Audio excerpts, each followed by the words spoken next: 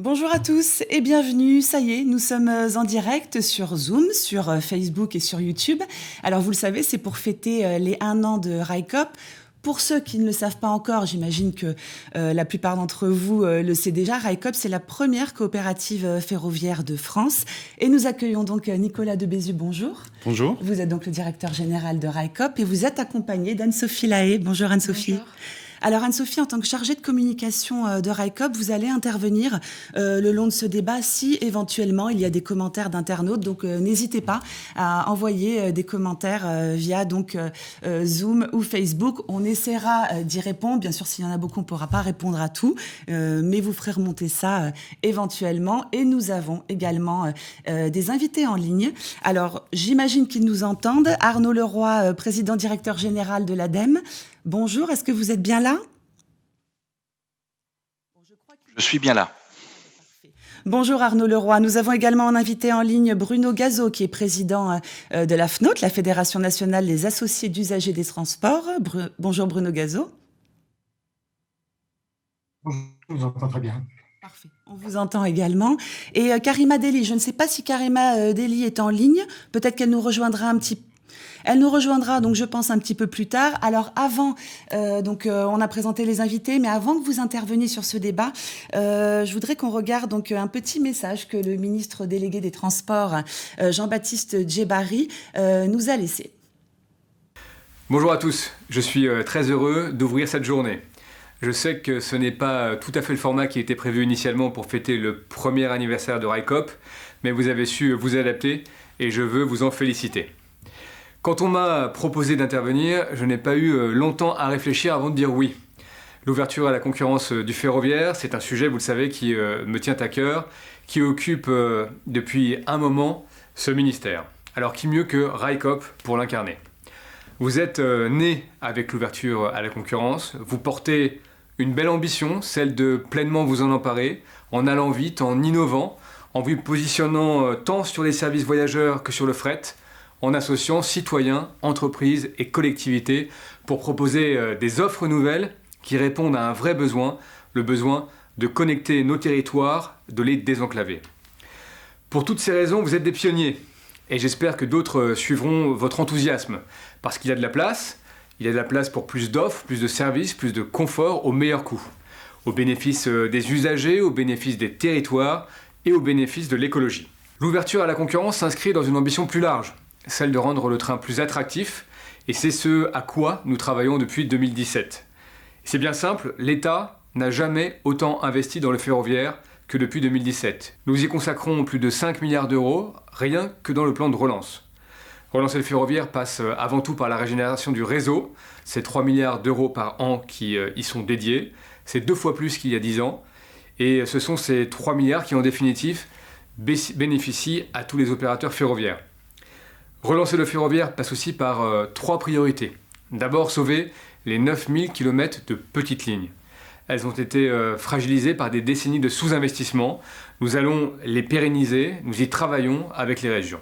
Je pense vraiment qu'il y a là une offre nouvelle à déployer pour développer l'offre dans les secteurs les moins denses, mieux les relier aux zones urbaines, notamment lorsqu'il n'existe pas d'autres modes de transport adaptés.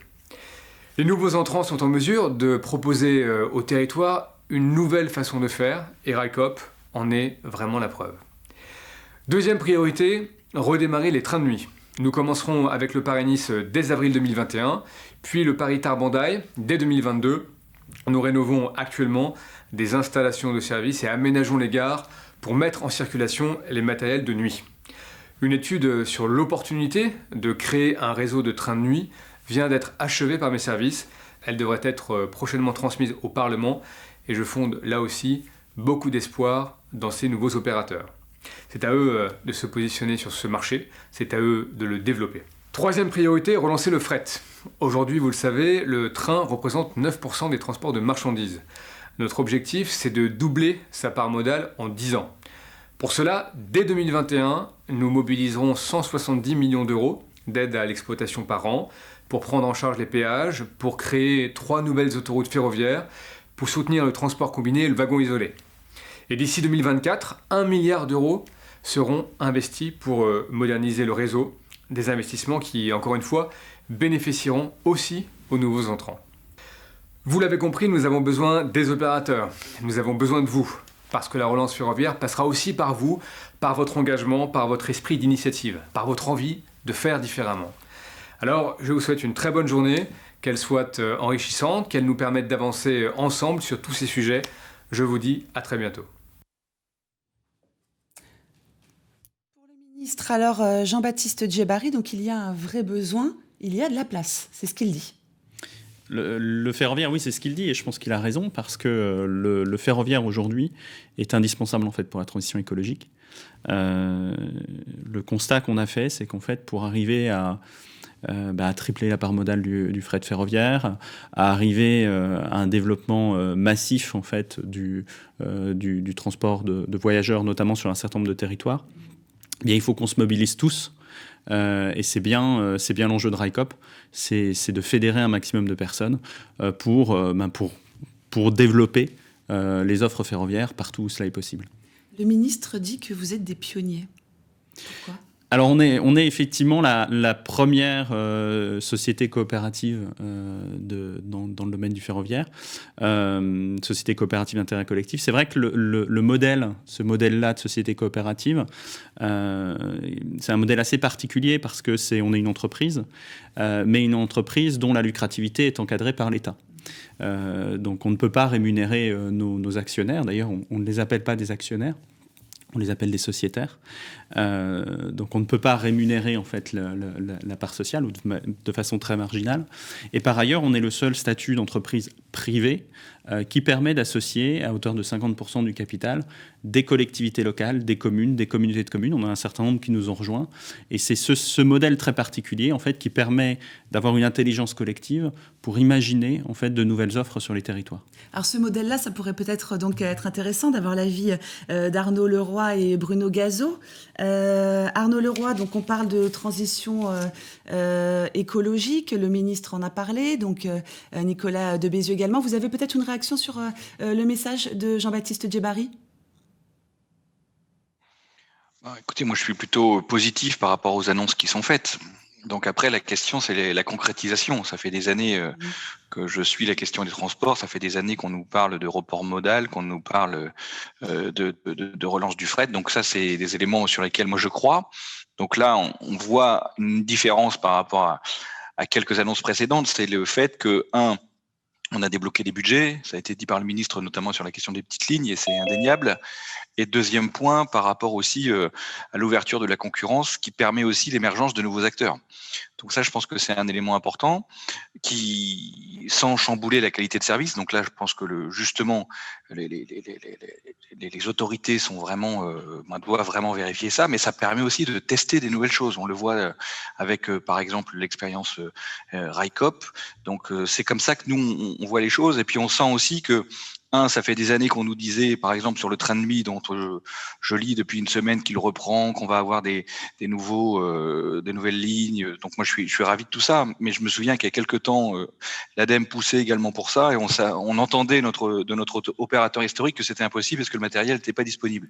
Donc il y a un vrai sujet aussi de disponibilité et d'innovation du matériel pour répondre à des nouveaux besoins et des nouveaux usages du train, notamment dans tout ce qui est logistique urbaine, des choses comme ça. Il faut peut-être qu'on soit aussi très imaginatif pour faire combiner. Aujourd'hui, vous avez beaucoup de discussions dans les métropoles pour créer des RER métropolitains, et plus simplement qu'à Paris. Vous avez ces réflexions-là à Bordeaux qui sont assez avancées, des choses comme ça. Donc, il faut aussi qu'on arrive à imaginer des nouveaux services de train qui puissent participer à cette entrée beaucoup plus profondément de la marchandise de manière beaucoup plus décarbonée dans les centres-villes, par exemple.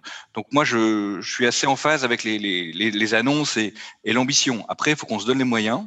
Et par exemple, sur la relance du fret ferroviaire, on sait qu'il y a des gros sujets de nuisances parfois sonores parce qu'on passe très près de zones d'habitation denses. Donc il faut qu'on puisse travailler là-dessus. Et dernier point, il faut aussi qu'on mette aussi un point d'arrêt à la concurrence déloyale du transport routier par rapport aux autres modes de transport, notamment le ferroviaire, parce que sinon on sera toujours dans une course qui sera compliquée avec des parpaings dans le sac. Donc voilà, il faut absolument qu'on puisse travailler sur une écotaxe, comme on avait initié ça il y a quelques années, pour vraiment mettre aussi sur un pied d'égalité les modes de transport. Alors, pour en revenir donc à cette ouverture à la concurrence, on va peut-être un petit peu... Alors, le lancement, on est d'accord, officiellement, c'est demain, dimanche 13 décembre. Alors, RICOP donc, se positionne avec des offres assez innovantes, mais ça pourrait être intéressant aussi de voir. Nous avons recueilli les propos d'une avocate spécialiste en droit de la concurrence. C'est Charles Dupoisa qui a recueilli ces propos. Je vous propose d'écouter Claire Vanini. RICOP se positionne sur le service librement organisé et le service commercial, mais avec une dimension quand même sociale et sociétale assez forte. Via ces trajets, on va quand même desservir des territoires qui sont assez enclavés et on va se situer un peu à mi-chemin entre le service public d'un côté et le service purement commercial. On va entre service public et service commercial, donc le modèle coopératif. Alors, ce que j'aimerais bien qu'on éclaircisse un petit peu, c'est qu'on entend beaucoup parler d'ouverture à la concurrence, donc de fin de monopole, d'open access, d'appel d'offres. Il y a une différence entre les TGV et les intercités TER, par exemple, donc gérés par les régions ou l'État. Est-ce qu'on peut expliquer un petit peu tout ça ? Alors, finalement, c'est assez simple. Dans ouverture à la concurrence, il y a 2 termes clés. Il y a ouverture et il y a concurrence. Demain, le 13 décembre, il va y avoir une ouverture du marché. C'est-à-dire que quiconque aura une licence d'entreprise ferroviaire, un certificat de sécurité, quiconque répondra à un certain nombre de critères définis par l'État et les régulateurs, pourra faire rouler des trains. Et après, il y a un autre sujet qui est la question de la concurrence avec la SNCF, en l'occurrence, sur le marché ferroviaire. Donc nous, RICOP, on a fait le choix de ne pas s'inscrire en concurrence avec la SNCF, mais de développer de nouvelles offres. D'être complémentaires. D'être complémentaires. Par exemple, notre première ligne Bordeaux-Lyon est une ligne aujourd'hui qui n'est plus exploitée. Donc voilà, et on a d'autres lignes, on a identifié d'autres lignes sur lesquelles on pense qu'on doit pouvoir se développer. On est bien d'accord que quand on entend Bordeaux-Lyon, on ne passe pas par Paris. C'est Bordeaux-Lyon en direct, via effectivement Libourne, Périgueux, Limoges, Guéret, Montluçon, Ghana et Saint-Germain-des-Fossés, et Roanne et Lyon. Donc c'est vrai, effectivement, créer des lignes directes. Nous, on est vraiment sur ce schéma-là. Créer des lignes qui vont connecter des territoires directement entre eux, avoir un fort impact territorial. Donc, ce qu'il faut bien comprendre, c'est que le marché s'ouvre, donc de nouveaux acteurs peuvent se positionner, et ces acteurs, ils se positionnent soit sur de nouveaux segments de marché, c'est comme nous, voilà, on va se développer sur de nouveaux segments de marché, soit ils se positionnent en concurrence avec la SNCF. Donc il y a bien cette dichotomie à avoir. Le marché s'ouvre, mais c'est pas parce que le marché s'ouvre qu'on va forcément se partager quelque part le gâteau de la SNCF. La SNCF fait un très bon travail. La part modale du ferroviaire voyageur en France est supérieure à d'autres pays, comme par exemple comme l'Allemagne. Donc on a une société, la SNCF, qui fonctionne globalement très bien. Maintenant, l'enjeu, c'est pas tellement de se concurrencer entre entreprises ferroviaires, c'est de concurrencer la route et de prendre effectivement des parts modales à la route. Alors, je crois que nous avons en ligne Karima Delli, qui est présidente de la commission transport et tourisme au Parlement européen. Karima Delli, vous nous entendez ? Très bien, et vous m'entendez ? Parfaitement, on vous entend très bien. Merci de nous avoir rejoints donc pour ce plateau. Je ne sais pas si vous avez entendu le message du ministre délégué en charge des Transports, Jean-Baptiste Djebbari. Bon, en même temps, j'imagine que vous connaissez déjà le message du gouvernement. Si vous souhaitez rebondir dessus, peut-être ?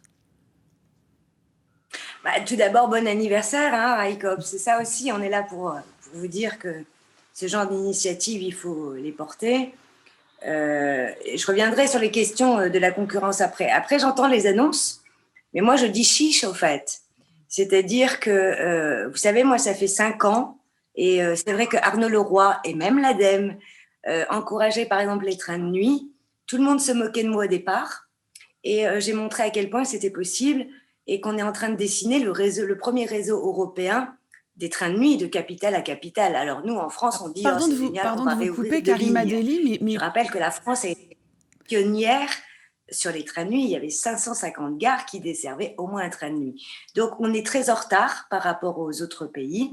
Sur le fret ferroviaire, ça a été évoqué. C'est une bonne chose. Tout le monde veut du fret ferroviaire par rapport aux enjeux du climat. Nous sommes aux 5 ans aujourd'hui. des accords de Paris 1, et donc la question du fret ferroviaire va être une question centrale. On est très loin de l'objectif européen. Nous, dans le Green Deal, il sera inscrit d'ici 2030, il faut atteindre 30%. 30%, vous voyez, on est déjà très loin, la France, par rapport à d'autres pays. Je ne vais pas revenir sur tout ce qui a été fait, mais je voudrais, peut-être que vous allez me poser la question, mais je voudrais quand même revenir sur la question de l'ouverture à la concurrence, qui est une vraie grande question. Vous m'entendez bien, Karima Delli ? Oui, je vous entends bien. Pourquoi est-ce qu'on est des mauvais élèves en Europe ? Parce qu'en fait, on a fait des choix stratégiques et politiques. C'est-à-dire que, vous savez, en France, on aime bien les villes et les grosses villes, et on a dit on va être les meilleurs de la classe pour le tout TGV. Et on a investi sur le tout TGV qui coûte énormément cher, au détriment notamment des... Alors, nous, en Europe, on ne dit pas des petites lignes. C'est incroyable. En France, on ose dire des petites lignes. On ne parle pas de petites lignes, on parle de réseaux secondaires. Mais c'est la mobilité quotidienne des gens. Donc, ça, pour nous, il est vrai que partout en Europe, il y a eu des choix politiques qui ont été plutôt vers, notamment, du TGV. Et ensuite, on a laissé l'arrivée de l'aviation avec un marché du low cost qui, aujourd'hui, envahit l'Europe, et sur des courtes distances qui auraient pu être transférées sur du train.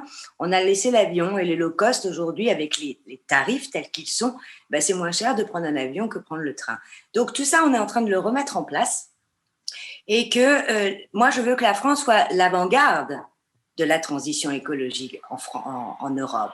C'est la raison pour laquelle je porte au niveau européen des stratégies beaucoup plus ambitieuses, mais il faut que la France ne manque pas le train, si je dois parler comme ça.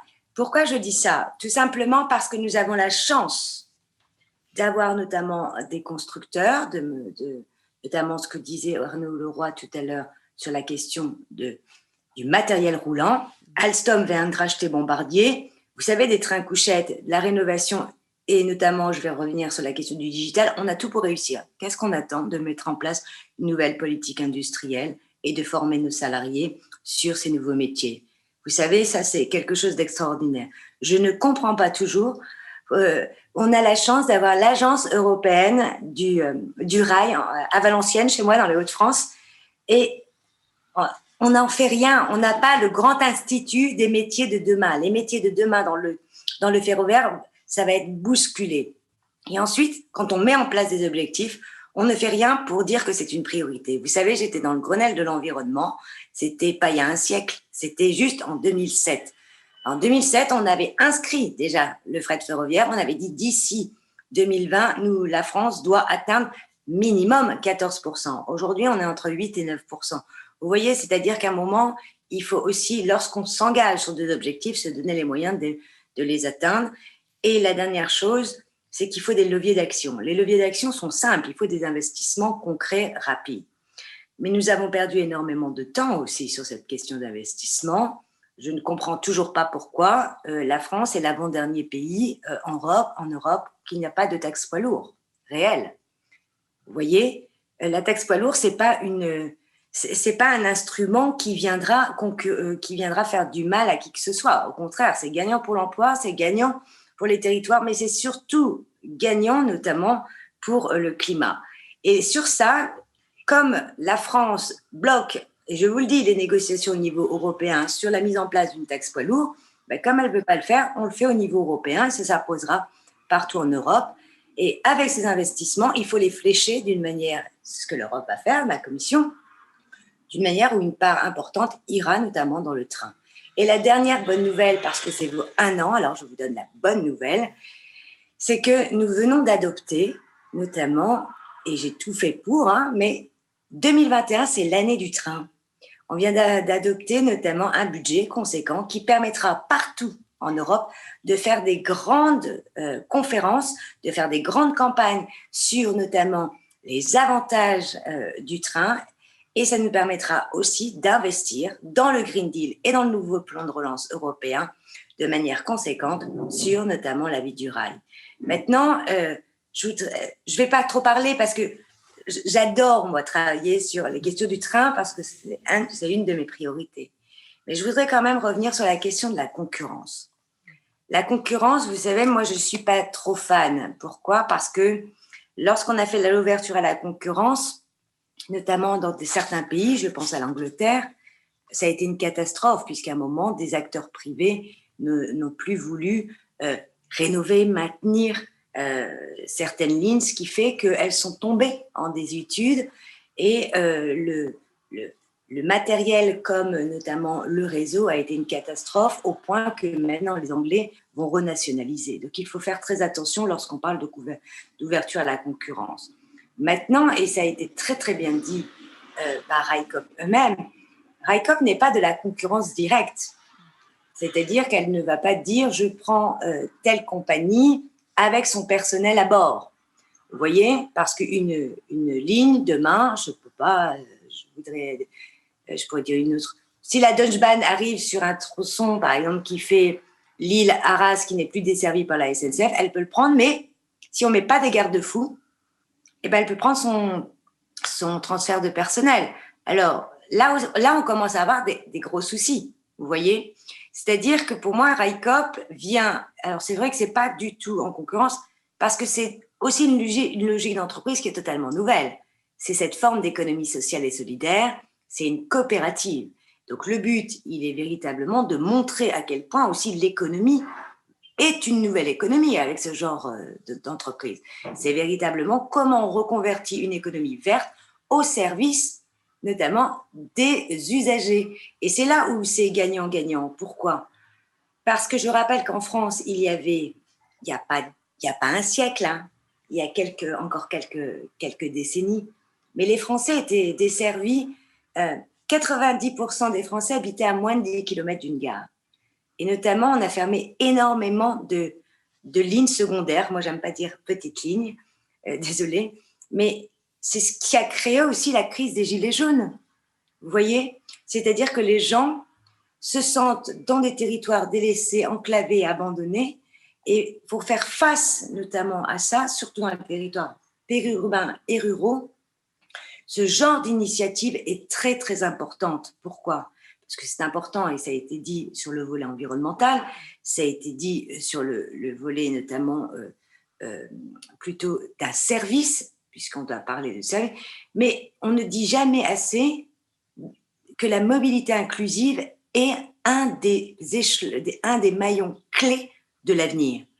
Si tout le monde n'a pas le droit à la mobilité, là, ça commence à poser problème, parce que les gens se sentent justement délaissés. La seule manière, et ça, je dois reconnaître que RICOP, vous faites un très bon pari sur l'avenir, c'est-à-dire que de plus en plus de gens veulent le retour du train. Il faut qu'il soit accessible et ensuite, il faut que tout le monde joue le jeu. Alors justement, un des jeux qui va Karima Delli, jouer, justement, donc vous l'avez dit, ouais. Vous avez dit donc 90% des Français donc résident à moins de 10 km d'une gare. On a effectivement quelques chiffres qui sont assez parlants. 34% d'augmentation du trafic routier qui serait prévu d'ici 2050. 30% des gares françaises qui ne sont pas desservies par un service ferroviaire, que ce soit fret ou passager. 61% des Français qui sont prêts à prendre le train plutôt que l'avion pour des raisons écologiques. Est-ce que peut-être Arnaud Leroy ou Bruno Gazeau, vous souhaitez intervenir sur ces chiffres-là qui manquent bien quand même, qui montrent qu'il y a un manquement et un vrai besoin? Bruno n'a pas encore parlé, donc je lui cède mon quota. Oui, Bruno Gazeau. Je vais peut-être revenir un petit peu sur tout ce qui a été dit pour donner un peu mon point de vue là-dessus. Oui. Les chiffres annoncés par M. Djebari et l'effort qui est fait par le gouvernement français, il est incontestable. Hein, les crédits alloués à la régénération du réseau ont été multipliés par 3 ou par 4 depuis 7 ou 8 ans. Donc maintenant, on est vraiment lancé pour régénérer ce réseau. Mais ce que je veux dire, c'est que je reconnais complètement cet effort. Simplement, le diagnostic qui est partagé en réalité par tout le monde, c'est-à-dire par l'autorité des transports, par SNCF Réseau, par nous-mêmes et par l'ADEME et par d'autres, c'est que quand même globalement, il manque encore 1 milliard. On a beau en mettre 3, si on se compare aux Allemands, aux Suisses ou aux Anglais, aujourd'hui, il nous manque encore 1 milliard. Voilà. La deuxième chose que je veux dire, c'est que M. Djebari n'évoque pas, et il nous parle de concurrence. C'est très bien qu'on ouvre à la concurrence ferroviaire. Il y a de la place sur le réseau, plus il y a de trains qui roulent, mieux c'est. Mais la vraie concurrence, elle est extérieure au ferroviaire, c'est celle de la route et de l'avion. Or, de ce point de vue-là, les décisions ne sont pas prises. C'est-à-dire, on ne peut pas espérer avoir un modèle économique pour le fret ou pour le voyageur qui soit attractif si on ne réduit pas l'inéquité entre les modes. Or, aujourd'hui, c'est vrai que le ferroviaire est très subventionné, mais c'est vrai aussi que les autres modes sont très défiscalisés. Donc, si on ne remet pas ça d'équilibre, on n'arrivera pas à atteindre les objectifs qui sont assignés au fret et on n'arrivera pas à relancer le train. Aujourd'hui, avec la crise Covid, on voit bien que les gens sont revenus très largement à la voiture. Parce que c'est facile, c'est commode la voiture. Mais il y a plein d'inéquités, je ne vais pas toutes les citer, mais aujourd'hui, vous prenez un train pour aller de Provins à Paris, vous ne payez pas votre sillon, vous ne payez pas votre autoroute, mais vous payez votre sillon. Bon, c'est pareil sur les itinéraires que Railcoop veut exploiter. La concurrence de la route, qui est parfois gratuite dans ce coin-là, est quand même terrible. Donc ça, il faut vraiment que M. Djebbari se penche là-dessus. Et si on met pareil pour l'avion, il n'y a pas de TVA sur le kérosène, etc. Donc, il y a vraiment... Et si on veut se projeter... Parce que là, avec le plan de relance, le gouvernement a quand même répondu aux besoins de crédit et de travaux sur les 2 années qui viennent. Donc, on est à peu près garanti sur cette première période. Mais il faut être dans la perspective du changement climatique. Et ça, c'est une persévérance sur 10 ans. Et donc, il faut qu'il s'engage. Et qui engage la France sur plus d'efforts pendant 10 ans. Et donc, ce milliard qui nous manque, il faut vraiment qu'on le dégage. Après, je veux dire à Karima Delli, qui est intervenue, que heureusement qu'on a l'Europe. Parce que dans le ferroviaire, ce qui a fait bouger la France, c'est quand même l'Europe. La législation vient de l'Europe, le droit des voyageurs vient de l'Europe, etc., etc. Donc, beaucoup de choses viennent de l'Europe, et tant mieux, ça permet de faire bouger les choses. Après, nous, à la FNOT, on ne privilégie pas un mode de gestion plutôt qu'un autre, on ne regarde pas la propriété du capital, ce qu'on regarde, c'est quelle est la satisfaction pour l'usager. Alors, ce qu'on peut dire par rapport à l'arrivée de Railcoop, c'est que peut-être l'attention portée aux besoins des usagers sur leur ligne sera peut-être plus grande que celle qu'on a connue par le passé. Les comités de ligne n'ont pas toujours été pris en compte. Ce que vont devenir les comités de partenaires qui sont prévus dans la loi, ce n'est pas vraiment encore en place. Les usagers, on a besoin d'être interrogés à 2 niveaux. On a un niveau stratégique, c'est-à-dire qu'est-ce qu'il faut comme offre de service, par exemple sur une ligne comme celle que vous voulez développer. Ça, on a besoin d'être consulté là-dessus pour définir les fréquences, les arrêts, les horaires, etc. Mais on a aussi besoin d'être consulté sur l'exécution au quotidien des services. Alors, le comité des partenaires, il prévoit plus ou moins ces 2 niveaux, mais pas vraiment. Donc, il faut absolument que les comités des partenaires, comme ils vont se mettre en place, nous consultent à la fois au niveau stratégique et à la fois au niveau du quotidien. Et ce n'est pas forcément les mêmes gens, et ce n'est pas forcément le même rythme, et ce n'est pas forcément les mêmes tours de table. Voilà ce que je veux dire dans un premier temps. Karima Delli disait tout à l'heure, elle disait qu'elle avait évoqué les trains de nuit, qu'au début, en gros, on s'était moqué d'elle quand elle parlait de l'importance des trains de nuit. Quelle est l'attente des usagers, Bruno Gazeau, sur ces trains de nuit? Est-ce que c'est plutôt une attente chez les jeunes? Je me dis que, par exemple, ça peut peut-être faire économiser une nuit d'hôtel de prendre un train de nuit. Quelle est l'attente réellement? Bruno Gazeau, peut-être. La première attente, je le disais, c'est que toutes les compagnies n'offriront un bon service que si SNCF Réseau leur offre déjà un bon service. Donc, il y a vraiment un travail sur la régénération du réseau qui est indispensable et sur les gares qui est également indispensable. Après, il y a deux carences majeures dans le ferroviaire aujourd'hui, et c'est là où il y a des besoins. C'est le premier, c'est le périurbain, c'est les RER métropolitains. Donc, les élections municipales ont montré qu'il y avait une dizaine, une douzaine ou une quinzaine de villes qui avaient besoin de ces étoiles ferroviaires et qu'il faut réveiller. Bon, les crédits aujourd'hui permettent de faire les études, mais ils ne permettent pas encore de faire les travaux. Donc là, évidemment, aussi, il faut accélérer, parce que ça, c'est des besoins du quotidien, réel. Et je pense qu'aux élections régionales, comme c'est une compétence très largement des régions, ce sujet va devenir très fort. On a besoin des étoiles ferroviaires, aussi bien à Strasbourg qu'à Bordeaux, qu'à Nantes, etc., etc. La deuxième chose qui pose problème aujourd'hui, c'est que la SNCF, en se concentrant sur le TGV, s'est rétractée sur les intercités, qui ont depuis été très peu développés, voire même se sont affaiblis. Et alors, on a 2 réponses aujourd'hui positives. La première, c'est qu'une partie a été transférée aux régions par le précédent gouvernement, et les régions ont pris ça très au sérieux. Ils ont relancé un certain nombre d'investissements sur ces trains, parce que c'est ceux qui répondent à l'aménagement du territoire. C'est ceux qui permettent une desserte et une irrigation des villes moyennes. Alors, il faut prendre 2 précautions. La première, c'est de dire qu'il n'est pas question que les TGV soient réservés exclusivement aux grands axes TGV, Paris-Strasbourg, Paris-Rennes, Paris-Bordeaux, etc., etc. Les gares TGV, quand le TGV a été construit, il y a eu des accords pour que le TGV soit mixte, à la fois ligne TGV et ligne traditionnelle, et qu'il irrigue l'ensemble du réseau français, et donc il desserve les 220 gares qui connaissent encore une desserte TGV. Ça, c'est très important. On ne peut pas avoir 2 réseaux, un principal TGV et un autre qui serait le reste. Nous, on est très attachés à ce qu'il y ait un mélange et une interconnexion très étroite entre les intercités et les TER et les TGV. C'est donc le problème des correspondances qui est posé. Puis la deuxième chose, c'est que pour l'aménagement des territoires, on a besoin des intercités de jour et de nuit. Donc, de nuit, on commence à en parler beaucoup, mais moi, je ne voudrais pas qu'on oublie les intercités de jour. Il faut redéployer vers les villes moyennes des dessertes beaucoup plus fréquentes. Alors, RICOPS propose de le faire. Moi, je trouve très intelligent cette réoccupation du terrain qui avait été abandonné par la SNCF. Ce n'est pas la seule ligne. Je regrette que l'appel d'offres soit assez infructueux sur Nantes-Bordeaux et Nantes-Lyon. Nantes-Bordeaux, c'est extrêmement important. C'est une ligne littorale qui se développe énormément, qui dessert beaucoup de villes moyennes, qui est en correspondance avec plein d'autres lignes. Donc, c'est absolument essentiel. Il y en a de même de Nantes-Bordeaux. Donc, cette notion d'intercité de jour comme de nuit, c'est extrêmement important pour l'aménagement du territoire. C'est vrai que l'aménagement du territoire a son prix, mais c'est une responsabilité régalienne. Il faut que je rappelle que si les métropoles ont été bien développées par le TGV, aujourd'hui la croissance et le produit industriel brut, ils émanent des métropoles et de leur aire urbaine pour les 2 tiers, mais pour 1 tiers, c'est encore les villes moyennes qui constituent le PIB. Donc on ne peut pas le négliger, il faut le faire. Et puis, dernière chose, l'État, pour économiser de l'argent, ne cesse de faire des cartes sanitaires, des cartes judiciaires, des cartes universitaires, etc. Et en même temps, on voudrait réduire la mobilité de ville à ville. Non, il faut accompagner sans doute cette nécessité d'avoir de meilleurs services en mutualisant, mais il faut l'accompagner d'une facilité en termes de mobilité pour que les gens puissent aller chez le dentiste ou dans un hôpital ou faire des examens dans une ville plus importante ou aller à un tribunal quand ils sont regroupés.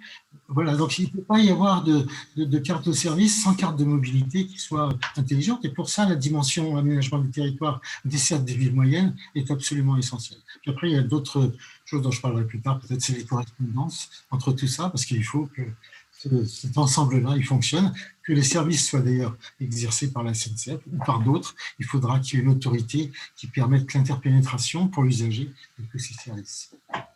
Alors justement, donc on a évoqué dans les grandes lignes ces problématiques de mobilité. Donc RICOPS se positionne comment là-dessus? Qu'est-ce que vous proposez?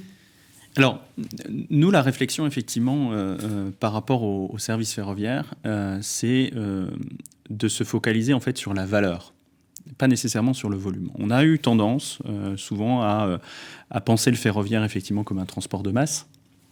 C'est-à-dire à considérer que plus on avait des trains remplis, en fait, plus on avait de monde à bord des trains, plus le ferroviaire était pertinent. Alors il y a 2 choses à ça. La première, c'est qu'on a complètement oublié l'effet réseau.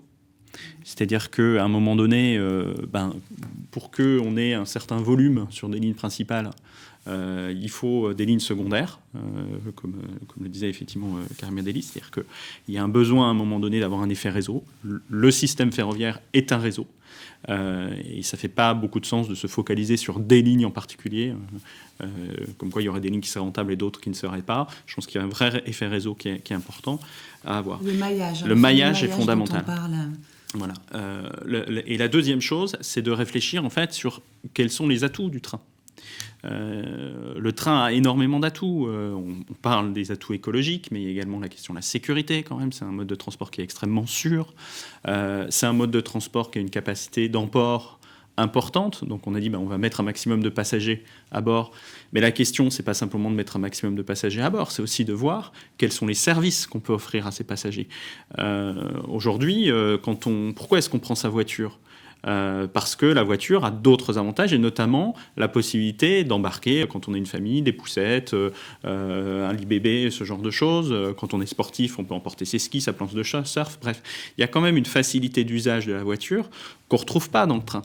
Et donc c'est là-dessus qu'il faut travailler, c'est de voir comment, en s'appuyant sur les forces du train, on arrive à dégager en fait une valeur importante. Et c'est tout l'enjeu de RICOP, c'est effectivement, en se focalisant d'abord dans un premier temps sur des grandes lignes de type intercité, province-province, donc d'abord Bordeaux-Lyon. Oui, concrètement, d'abord Bordeaux-Lyon, donc pour 2022. Voilà, alors on va démarrer en 2021 donc, sur une offre fret, de fret ferroviaire, une offre de fret en fait, territoriale qui va permettre de connecter schématiquement le Nord Aveyron avec Toulouse, qui va permettre effectivement à ce territoire de se connecter à un hub logistique important qui est Toulouse-Saint-Jory. Donc à partir de après l'été 2021, on va faire cette première liaison fret régulière, quotidienne, entre le territoire schématiquement de Figeac, Vivier de Cazeville. Oui, il faut le dire, vous êtes basé à Figeac, dans le Lot, RICOP voilà. En tout cas. C'est vrai qu'on n'a pas indiqué. Le siège de l'entreprise est à Figeac. Aujourd'hui, parce qu'historiquement, on est basé à Figeac.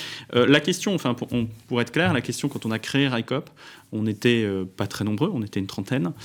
Mais déjà, la question s'est posée, est-ce qu'il est pertinent ou pas de maintenir le siège à Figeac, sachant que, a priori, nos services, mis à part la ligne fret, ne vont pas toucher le territoire.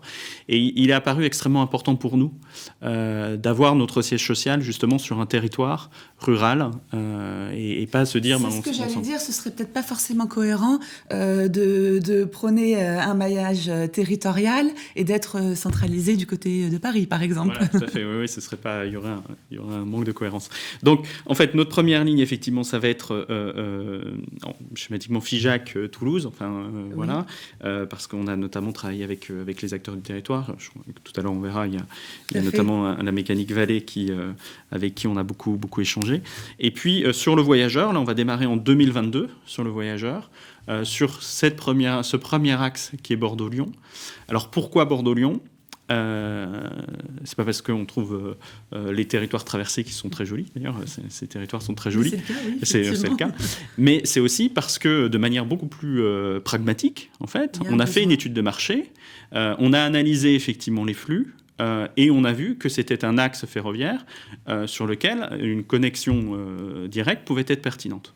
On a estimé le potentiel avec l'aide d'un certain nombre de cabinets, dont par exemple Sistra, qui nous a fait une première étude de marché sur ce élément-là. On a identifié un potentiel de marché d'à peu près 690 000 voyageurs sur cette ligne. Donc c'est une ligne sur laquelle on sait qu'on peut être économiquement viable. 690 000 par an ? Par an, oui, par an. Par an, on va assurer à partir de 2022 3 allers-retours quotidiens, 2 allers-retours de jour, 1 aller-retour de nuit. L'aller-retour de nuit, j'entends le retour des trains de nuit. On va dans un premier temps pas aller sur du train de nuit traditionnel avec des trains couchettes. On va dans un premier temps en fait aller sur un itinéraire de nuit tout simplement. Parce que un train nocturne, voilà, tout simplement parce que tout à l'heure on parlait de concurrence avec la route. En fait, la disparition de ce train en direct entre Bordeaux et Lyon a engendré effectivement un report et notamment sur les services librement organisés d'autocars.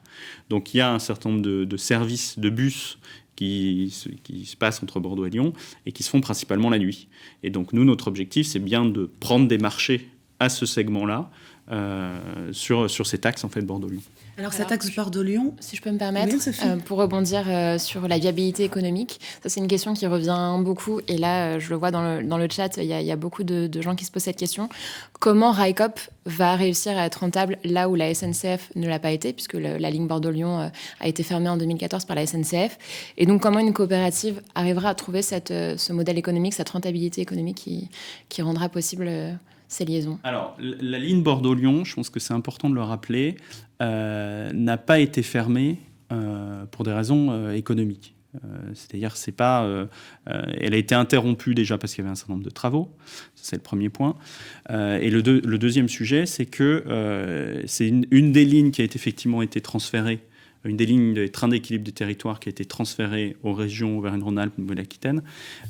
Donc il y a aussi une question je dirais de cadre institutionnel dans lequel cette ligne a été mis en place. Donc ça, c'est important de le souligner. Ça, c'est la première des choses, c'est que sur cette ligne Bordeaux-Lyon, il n'y a pas eu d'échec de la SNCF. On ne peut pas parler d'un échec de la SNCF. Il y a eu au contraire, pour diverses raisons, mais qui seraient peut-être un peu trop longs à expliquer, finalement un abandon de cette ligne. Il y a une question de la stratégie aussi TGV, l'ouverture de la ligne Bordeaux-Tours qui a redéfini des offres. Elle n'est pas devenue prioritaire. Ça n'a pas été prioritaire, donc ça n'a pas été une ligne déficitaire. Le deuxième sujet, effectivement, qu'il faut considérer, c'est que la SNCF est une entreprise industrielle. C'est une entreprise qui est en capacité de faire rouler 15 000 trains par jour. Nous, Railcoop, on est tout petit. On va commencer par une ligne, Bordeaux-Lyon, sur laquelle on va faire circuler 3 allers-retours quotidiens. Donc on n'est pas du tout sur les mêmes échelles, avec des frais de structure qui ne sont pas les mêmes, donc avec une structure économique qui est différente. Ça, c'est important. Donc on n'est pas exactement sur le même schéma, en fait. Et le dernier élément, quand même, qui est fondamental, c'est que si on était une entreprise classique, si on était une entreprise qui n'était pas issue de l'économie sociale et solidaire et qu'on avait une obligation de rémunération de nos actionnaires, je vous dis tout net, on n'irait pas sur cette ligne Bordeaux-Lyon. Pourquoi ? Parce que c'est une ligne qui est certes économiquement viable, mais qui est pas, on n'est pas sur un TGV Paris-Lyon. Donc c'est pas, quand on est nouvel entrant sur le marché, je dirais un nouvel entrant classique, on va pas aller se positionner sur des lignes, sur ce type de ligne-là. Mais nous, c'est important parce que c'est une ligne, effectivement, qui a un fort enjeu d'aménagement du territoire. Et donc, ça correspond à notre ADN. C'est une ligne sur laquelle on peut être économiquement viable. On a fait les études et elles ont été revues par un certain nombre de cabinets. Donc, je parlais de Sistra, mais on s'est également appuyé sur un autre cabinet qui s'appelle Copomo, qui nous a aidé à regarder un peu l'interaction avec les TER notamment, mais également avec les lignes de bus interurbains. Donc, on sait qu'on peut être économiquement viable sur cette ligne. Après, si on avait été un acteur de l'économie classique, c'est sans doute pas la première ligne sur laquelle on aurait été.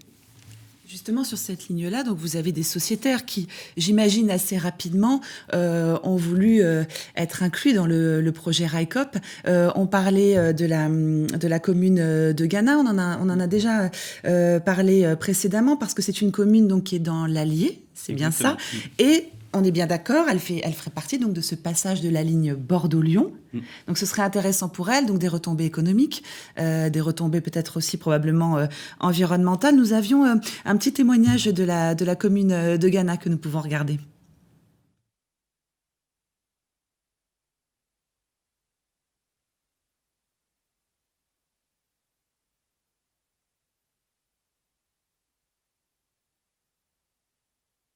Oui, nous n'avons pas eu le son peut-être du témoignage. C'était la maire de la commune de Gannat qui a été interrogée, je crois que c'était le mois dernier, avec aussi un employé donc, qui parlait de l'intérêt de cette première ligne Bordeaux-Lyon. Alors, je ne sais pas si peut-être on peut passer le témoignage, sinon on peut attendre un petit peu. Sinon, on a Bruno Gazot, peut-être au niveau donc, de cette attente des usagers, puisqu'on parlait avec Nicolas donc, de Bézieux de ces communes et de ces sociétaires qui pourraient donc s'engager dans Railcoop.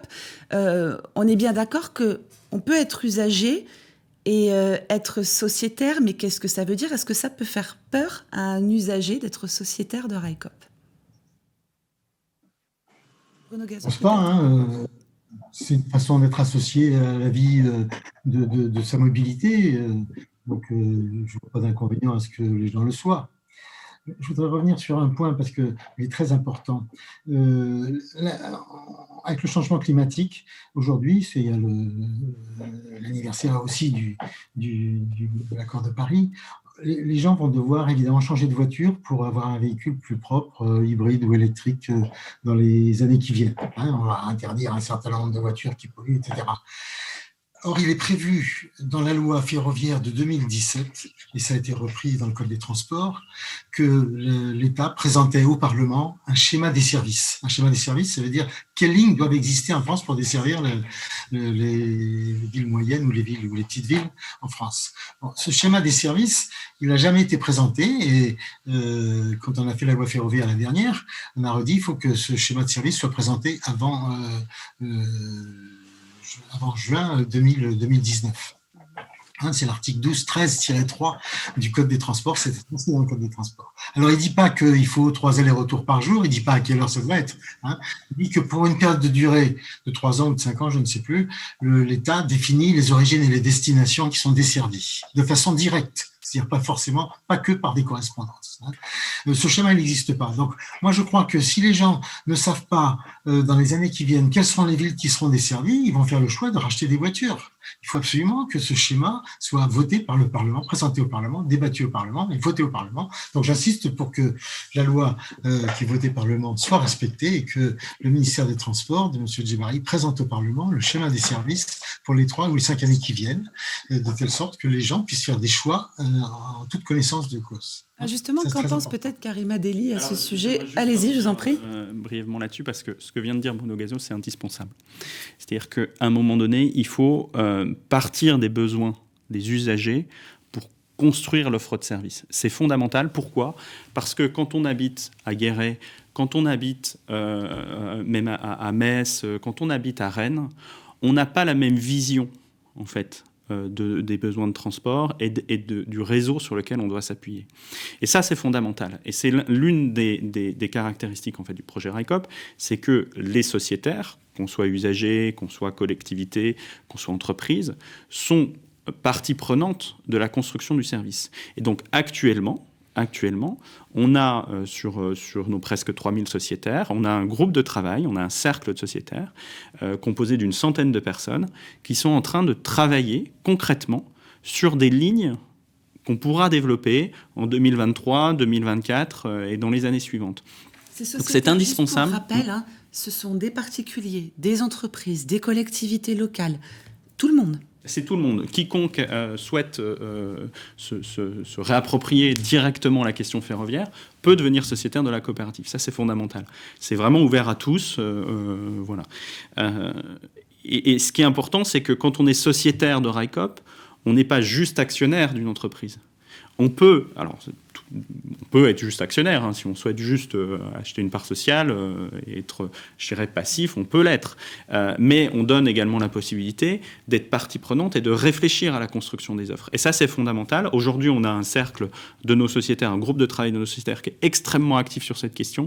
Ils ont développé toute une méthodologie pour analyser les lignes, pour voir comment on construit, tout à l'heure on parlait des modèles économiques, comment on arrive à construire des modèles économiques intelligents sur ces lignes en s'appuyant le cas échéant sur des services, sur des complémentarités, par exemple dans le domaine du tourisme, sur les territoires. Donc il y a une vraie réflexion en fait sur la construction du service et c'est fondamental que cette construction du service vienne des usagers du service. Alors justement, au sujet des attentes des usagers, il y a aussi une question qui revient beaucoup, c'est sur l'intermodalité. Est-ce que RICOP prévoit de faciliter l'usage du vélo dans le train ? Enfin, voilà, est-ce qu'il y a une réflexion en cours autour de train et vélo Alors oui, il y a un sujet spécifique sur le train et le vélo. Il y a un groupe de travail, un cercle des sociétaires qui est en train de se constituer d'ailleurs sur ce sujet-là. On a dans nos sociétaires, par exemple, l'Association française des voies vertes et des véloroutes, qui est sociétaire de RICOP. Donc effectivement, cet enjeu d'une manière générale, d'avoir une mobilité décarbonée en fait, de porte à porte, ça c'est quelque chose qui est fondamental. Alors, je voudrais revenir également sur le fret, parce que là, depuis tout à l'heure, donc, on parle des usagers. Vous parlez donc d'études, de réflexion sur les attentes des usagers, mais pour le fret, quel type d'études sont faites ?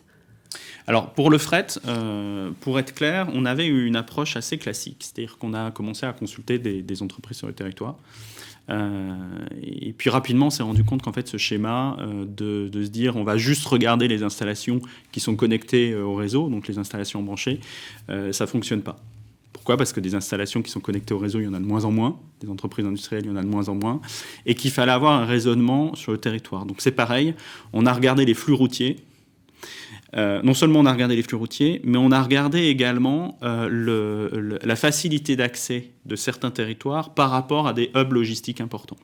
Et si on regarde, en l'occurrence, notre première offre, si on regarde l'offre qui va se faire entre Figeac et Toulouse, on constate que globalement, le bassin d'emploi de Figeac, Vivier de Cazeville, se trouve assez éloigné, soit des hubs de logistique de Toulouse ou de Brive. Il n'y a pas d'autoroute, donc il y a un enclavement qui est important. Et c'est là-dessus que du coup on s'est dit, en fait, il faut qu'on raisonne, qu'on travaille en synergie avec le transport routier sur le dernier kilomètre. Le dernier kilomètre se fera par camion. Par contre, nous, on va desservir en fait des cours de marchandises, on va desservir des gares, tout simplement, sur lequel on va récupérer en fait un certain nombre de marchandises pour faire des navettes régulières avec des hubs logistiques plus importants qui vont permettre effectivement de faire les kilomètres restants soit par le train, par d'autres entreprises ferroviaires. On a eu des discussions avec Fret SNCF notamment pour voir la complémentarité aussi des offres, mais le cas échéant avec le transport routier. Alors justement, je vous propose de regarder, nous avons un reportage de Loïs Clément avec entre autres un de vos sociétaires très intéressés par cette offre de fret. Des rails sur la prairie, mais pas de train à l'horizon. Ici, à Viviers, dans l'Aveyron, le fret a tiré sa révérence il y a maintenant 2 ans. Reste encore quelques TER. Pas de quoi satisfaire les 200 entreprises de la Mécanique Vallée, un Eldorado industriel situé en pleine campagne, à cheval entre les régions Nouvelle-Aquitaine et Occitanie. Loin des grandes métropoles, ce cluster industriel emploie près de 15 000 salariés, principalement dans l'aéronautique, l'équipement automobile et la machine-outil. Chaque année, entre 50 000 et 100 000 tonnes de matériel pourraient transiter grâce au fret ferroviaire. Nos produits vont dans le monde entier et ça part d'ici et ça va jusqu'à, pour certains produits, Vladivostok ou le Japon. Depuis 2 ans, il n'y a plus de moyens de transport ferroviaire, donc tous nos produits passent par la route. Nos matières premières arrivent par la route, les produits repartent par la route. Donc cela, ça vient engorger le réseau routier. Les camions sur des courtes distances, ça a du sens, mais quand il y a des lignes ferroviaires qui fonctionnent, qui peuvent fonctionner comme ici derrière nous, clairement, il faut utiliser ce qui existe. Objectif de RICOP sur le fret, revivifier le maillage territorial et industriel, avec une vision un peu moins centralisée que celle de la SNCF. C'est une bonne nouvelle pour nous, le RICOP, son arrivée, son développement. D'abord parce que c'est une entreprise privée qui se développe sous forme coopérative, mais aussi parce qu'elle est proche de nous, elle connaît nos besoins, elle sait comment nous pouvons nous développer et comment ils peuvent se développer avec nous.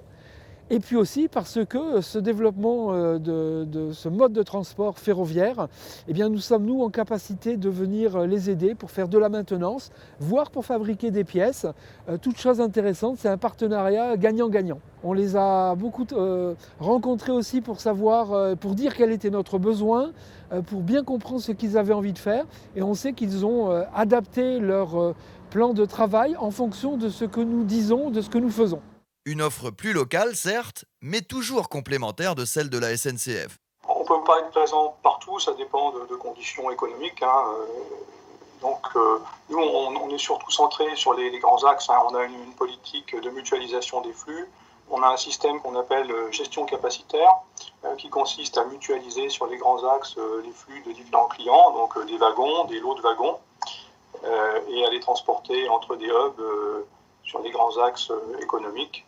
En France et en Europe également. Et donc on est tout à fait prêt à travailler en partenariat avec des entreprises plus locales qui seraient susceptibles de rapporter des volumes sur nos grands axes.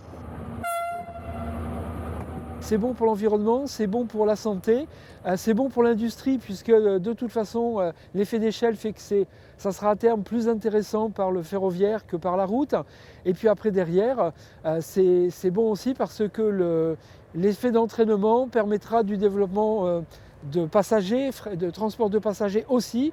Donc tout ça, c'est vraiment très intéressant pour nous tous. Pour le moment, le fret ferroviaire représente seulement 9% du volume de transport de marchandises. Mais avec une volonté politique réaffirmée et l'arrivée de nouveaux opérateurs comme RICOP, nous assistons peut-être au crépuscule du transport routier. Alors, le crépuscule du transport routier, qu'en pensez-vous, Arnaud Leroy ? Alors, je ne veux pas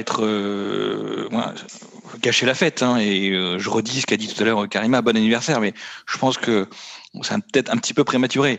Je le disais tout à l'heure, je pense qu'il y a des éléments de concurrence déloyale qu'il faut corriger, donc ça a été repris tout à l'heure par rapport à des éléments de fiscalité. Donc aujourd'hui, il n'y a pas crépuscule, il y a une crise notamment de l'embauche dans le secteur, donc c'est aussi un moment où politiquement, c'est beaucoup plus facile de proposer des alternatives au transport routier qui pendant très longtemps c'est caché derrière sa capacité à embaucher beaucoup de personnes et donc politiquement peser énormément. C'est un peu moins vrai aujourd'hui. Donc moi je voulais rebondir sur ce qui a été dit tout à l'heure par rapport au transport de vélo. Ça paraît anodin, mais aujourd'hui on le voit. Cette crise va laisser des traces économiques, tout ce qu'on veut, mais elle va laisser aussi des traces en termes d'aménagement du territoire. Il y a eu un boom du vélo qu'on pressentait bien avant l'épisode Covid, qui a pris une dimension conséquente avec le Covid.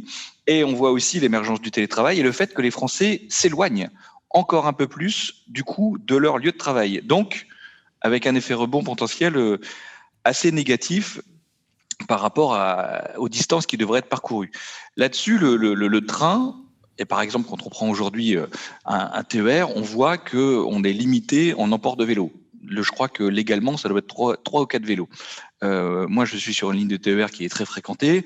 On est toujours quasiment à 15 vélos, plus que 2 et 3. Donc, il faut absolument qu'on arrive à trouver, et ça rejoint ce que je disais tout à l'heure, par rapport à du nouveau matériel roulant, donc des véhicules, une plateforme qui soit dédiée au transport de vélos.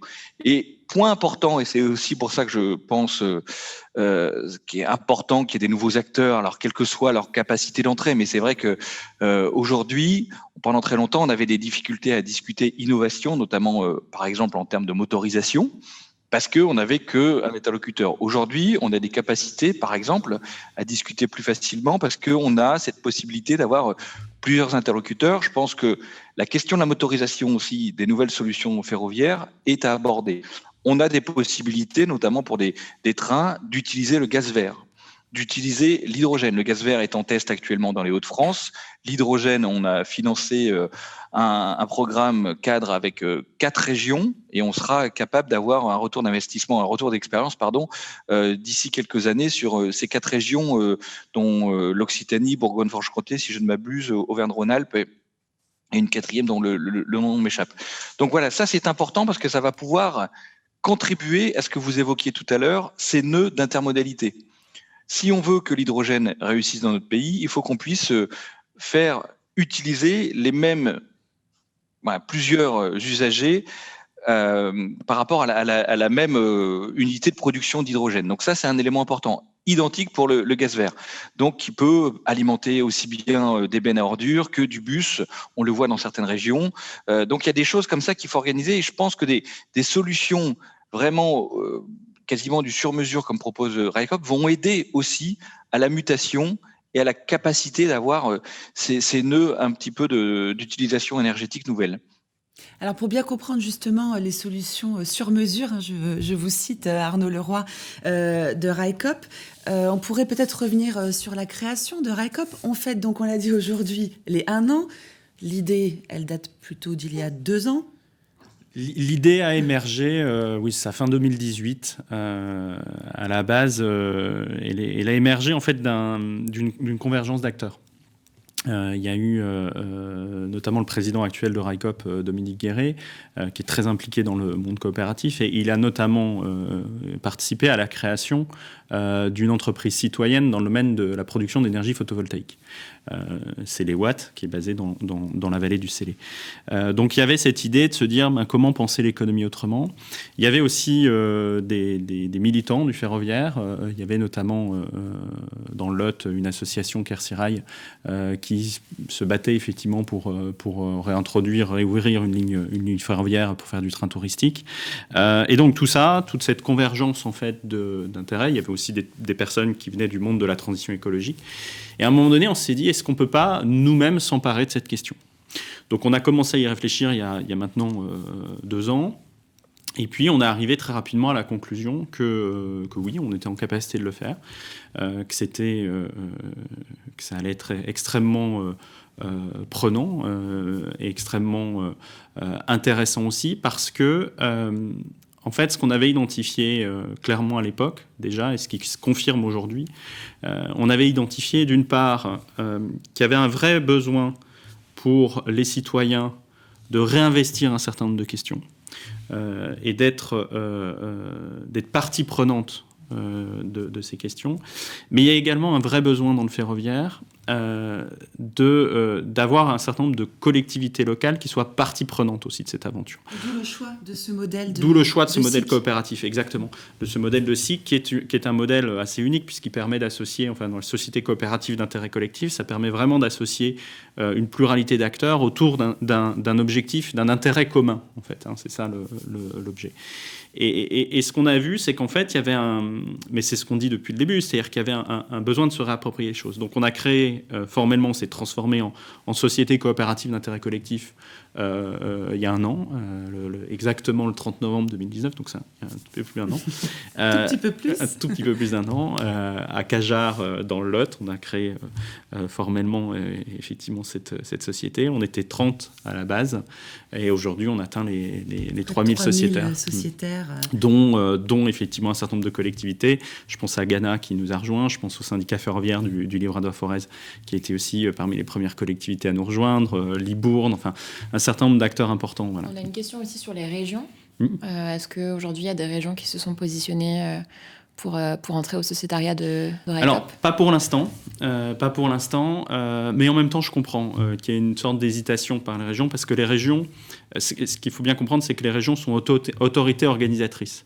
Donc les régions organisent le service public ferroviaire, et elles vont avoir l'obligation, elles ont déjà l'obligation, puisqu'elles peuvent, le cas échéant, le faire, elles vont avoir l'obligation d'ouvrir le marché régulé, donc potentiellement, si elles le souhaitent, de mettre en concurrence la SNCF sur un certain nombre de lignes régulées. Et donc, en tant qu'autorité organisatrice, elles pourraient, si elles le souhaitent, elles peuvent devenir sociétaires de RICOP. Par contre, effectivement, il y a un certain questionnement sur leur positionnement vis-à-vis en fait d'une entreprise ferroviaire, et ce qui est tout à fait légitime, parce qu'elles ont une compétence qui leur est définie par l'État, qui est une compétence d'autorité organisatrice du service public ferroviaire. Alors, de ce que l'on a compris, c'est que donc depuis la création de RICOP il y a un an, là, donc, vous vous approchez des 3000 sociétaires, mais il y a un capital minimum à atteindre pour pouvoir déposer une licence. C'est bien ça, licence que vous devriez déposer plutôt dans quelques mois. Alors, en fait, il y a 4 conditions pour être entreprise ferroviaire. La première, c'est une condition d'honorabilité. En gros, il faut que les dirigeants n'aient pas été condamnés par la justice. Je rassure tout le monde, c'est pas le cas. Voilà, il n'y a pas de problème. Il y a une deuxième condition, c'est une condition de compétence, de capacité professionnelle. C'est-à-dire qu'il faut être en capacité de gérer une entreprise ferroviaire. Là-dessus, c'est pareil, c'est une condition qu'on remplit. Alors, il faut être en capacité de gérer une entreprise et il faut avoir une capacité de connaître le monde ferroviaire. Et là-dessus, pour être très clair, l'équipe on est encore tout petit, mais on a quand même des compétences extrêmement fortes.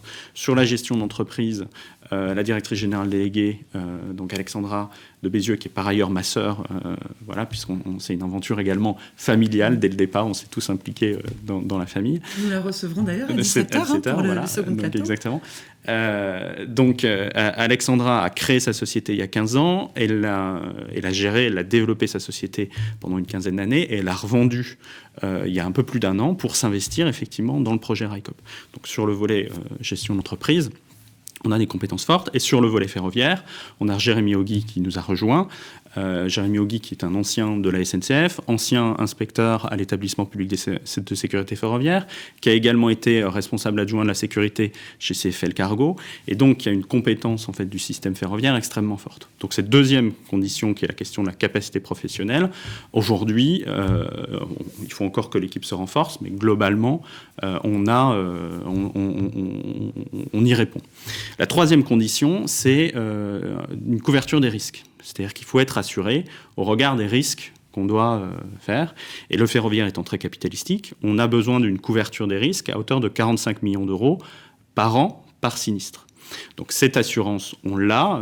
Depuis le 1er décembre, on est assuré par un consortium donc, de Swiss Re, entre Swiss Re et QBE, qui sont 2 assureurs. Et donc notre courtier, Grâce à Voix, nous a négocié effectivement le contrat d'assurance. Donc là, ça y est, cette clause, elle est satisfaite. Il reste une troisième clause, qui est la clause de capital social. En fait, il faut un capital social minimum pour être entreprise ferroviaire. Aujourd'hui, on a un capital social qui avoisine le 1 million d'euros, à peu près. Avec ce capital social, on va pouvoir opérer des services fret, puisque le capital social pour opérer des services fret, alors il y a différents niveaux, mais en gros, ça va de 50 000 à 500 000 euros. Donc là, on est en capacité. Plus alors pour Voilà. le transport Par de contre, voyageurs. effectivement, si on veut opérer du transport de voyageurs, on n'a pas encore le capital social, mais compte tenu d'un certain nombre de nouveaux sociétaires qui nous rejoignent, de collectivités qui sont en train de nous rejoindre, je pense qu'en tout début d'année prochaine, on devrait atteindre effectivement ce 1,5 million de capital social, et là, on répondra pleinement aux 4 conditions pour être une entreprise ferroviaire nationale, tant sur le marchandise que sur les voyageurs. Alors, si je me mets à la place d'un futur sociétaire, je pourrais me demander pourquoi est-ce que je rejoindrais RICOP. Donc, de ce que j'ai compris, il y a quand même une certaine complémentarité avec le service public. Complémentarité aussi donc des propositions de la SNCF. Vous prenez également l'égalité des territoires ? Exactement. Nous, ça, c'est les prismes. C'est-à-dire qu'on est vraiment sur une approche. Ce qu'il faut bien comprendre, c'est qu'on est une entreprise privée, mais qui n'a pas une logique financière, dont sa finalité première n'est pas la recherche du profit. Un modèle lucratif. Voilà. Alors, il faut qu'on ait une lucrativité parce que ça, c'est fondamental. Voilà. C'est ça. C'est-à-dire que nous aussi, c'est important de le souligner, nos services ferroviaires ne seront pas des services subventionnés. Donc, quand on dit qu'on a des collectivités qui nous rejoignent, quand on a des collectivités publiques, quand il y a quelque part, Jean-Pierre Farandou a indiqué dernièrement que RICOP, effectivement... Le PDG voilà, de la SNCF qui parle de RICOP et de fonds publics. Alors, c'est faux. On n'a pas de... pour être clair, les collectivités locales sont actionnaires de RICOP. Donc, c'est un investissement. Elles deviennent copropriétaires de RICOP. Et nos services sur lesquels on va se positionner, justement, sont des services non subventionnés. C'est-à-dire on n'est pas sur de la délégation de service public où on a une subvention régulière qui tombe. Non, sur le Bordeaux-Lyon, on investit à nos risques et périls. Donc effectivement, ça veut dire qu'il faut qu'on ait des analyses économiques qui soient robustes, ça veut dire qu'il faut qu'on ait une construction de l'offre qui soit robuste, parce qu'on n'est pas dans le schéma subventionné. Là où effectivement il y a un soutien public, c'est parce que les collectivités deviennent actionnaires, en fait, portent un projet d'opérateurs alternatifs dans lequel elles sont partie prenante. Ce qui pourrait faire peur, c'est de se dire attention à la rentabilité. Donc, est-ce que les billets de train RICOP vont me coûter cher ? Alors, ça dépend. Toujours cette question du cher. Moi, je suis pas très à l'aise sur cette question. Je vais vous dire franchement, parce que la notion de prix dépend du service qu'on fournit. Aujourd'hui, on sait que sur le Bordeaux-Lyon, on peut être économiquement viable en ayant un tarif proche du covoiturage. Donc ça ne va pas forcément être cher. Après, est-ce qu'il faut forcément toujours rechercher le moins cher ? Moi, je pense qu'il y a une importance. Il faut payer son juste prix quelque part. Et donc, quand on a des services supplémentaires, quand on a la possibilité de prendre son train avec son vélo, quand on a la possibilité d'avoir des repas à bord de qualité, quand on a une flexibilité totale sur le fait de pouvoir monter dans le train, payer son billet à bord, sans supplément, ce genre de choses, je pense qu'il y a un raisonnement en fait aussi à avoir qui fait qu'il faut juste payer le billet de train à sa juste valeur. Alors, pour le type de gouvernance de RICOP, est-ce qu'on peut en parler davantage ? Être sociétaire à RICOP, c'est quoi ? Comment fait-on ? Par quoi commence-t-on ? Alors, on commence déjà par se connecter sur notre site internet et devenir sociétaire directement via effectivement le site ricop.fr. Et puis ensuite, on reçoit un certain nombre d'informations. On peut s'inscrire, demander à participer au groupe de travail, au cercle que j'indiquais. Et puis après, c'est chacun qui souhaite s'approprier. Ce qui est fondamental, c'est que, ce que je disais sur les groupes de travail, les groupes de travail, ça n'a pas été une décision à un moment donné de moi-même, du conseil d'administration, de dire il nous faut un cercle sur la gouvernance, il nous faut un cercle sur le train et le vélo. C'était des sociétaires qui, à un moment donné, ont alerté le conseil d'administration. Il faut qu'il soit 5 au minimum, il faut qu'il y ait un collectif de 5 qui, à un moment donné, dit nous, on souhaite travailler sur ce sujet. Et en fait, le conseil d'administration, derrière, son rôle, c'est de valider effectivement ça. Pourquoi de le valider ? Pas pour interdire l'expression de chacun, mais pour voir comment on peut agréger un certain nombre de forces. Parce qu'on a des remontées sur des sujets qui peuvent être similaires. Et donc de voir comment, aujourd'hui, nos sociétaires, ce qu'il faut bien comprendre, on en a donc presque 3000 dans quasiment tous les départements français. On en a même à l'étranger, je crois qu'on en a On en a en Suisse, on en a en Belgique, on a même au Japon. Et donc, forcément, les gens ont des problématiques communes, mais ne se connaissent pas forcément. Et c'est aussi le rôle de la coopérative, c'est de leur donner les moyens de travailler ensemble. Alors, je voulais savoir si Karima Delli souhaitait intervenir, parce qu'on a entendu tout à l'heure Bruno Gazeau parler de l'Europe, d'une offre, mais à moyen ou long terme. Tout à l'heure, il a parlé sur les 2 prochaines années, mais de ce qu'il disait, c'est qu'on attend un petit peu plus sur plusieurs années. Est-ce que vous souhaitiez peut-être intervenir là-dessus ? Non, mais Bruno Gazeau a totalement raison. Heureusement qu'il y a l'Europe, et nous, on considère que le train, c'est prioritaire. Alors, c'est vrai que les droits, parfois, par exemple, on travaille sur les droits des passagers, qui est pour nous un élément clé, mais on n'arrive pas parce que les chefs d'État, et notamment les gouvernements, freinent. Par exemple, lorsqu'il y a une catastrophe, etc., pour nous, tout de suite, les usagers doivent être remboursés. Un retard, etc., partout en Europe, vous devez être remboursés. Donc là, il y a des vraies négociations avec les différents gouvernements parce qu'ils ne sont pas d'accord.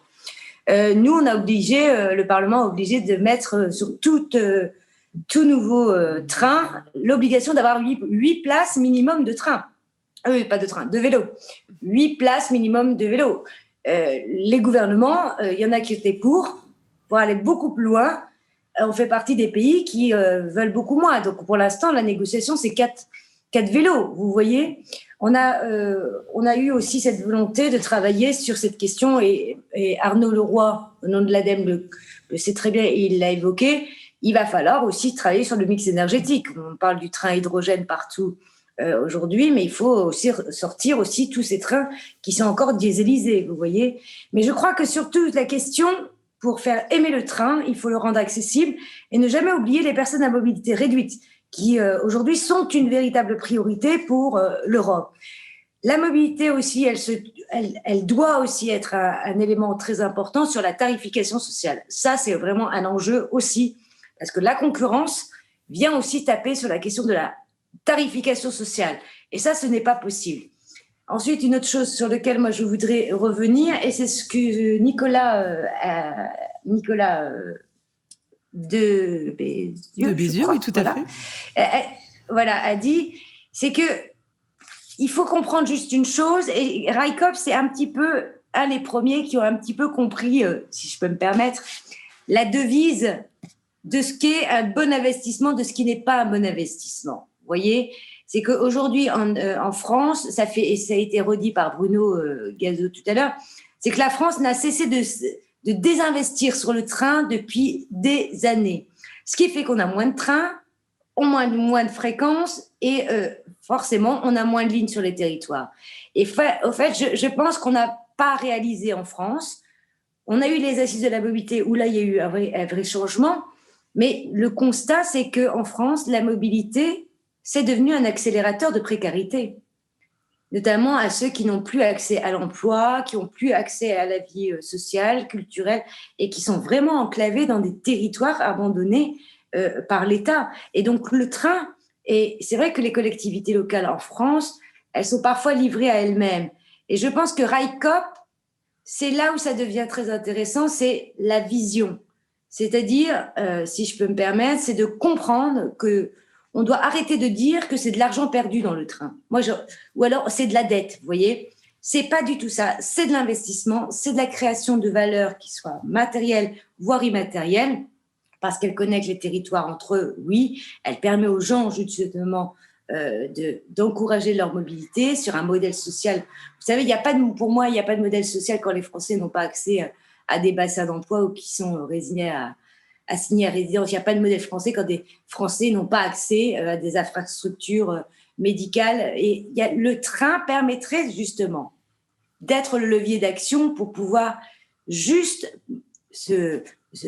un petit peu bouger pour avoir accès à d'autres services. Je parle de la mobilité culturelle, le scolaire, etc. Vous voyez ? Et je crois que c'est ça qui est très nouveau dans votre modèle. C'est aussi, on fait tomber la barrière de plus en plus ces dernières années avec le train. On nous a dit que l'alpha et l'oméga, quand même, en France, depuis des années, c'était la voiture individuelle. Et dans le périurbain, voire dans le rural, on se rend compte que quoi ? Certes, il y a les questions environnementales, mais tout le monde a quasiment une voiture dans le milieu rural, voire périurbain. Et est-ce que, justement, ça a résolu la fracture territoriale en France? Absolument pas. La fracture des territoires n'a jamais été aussi forte.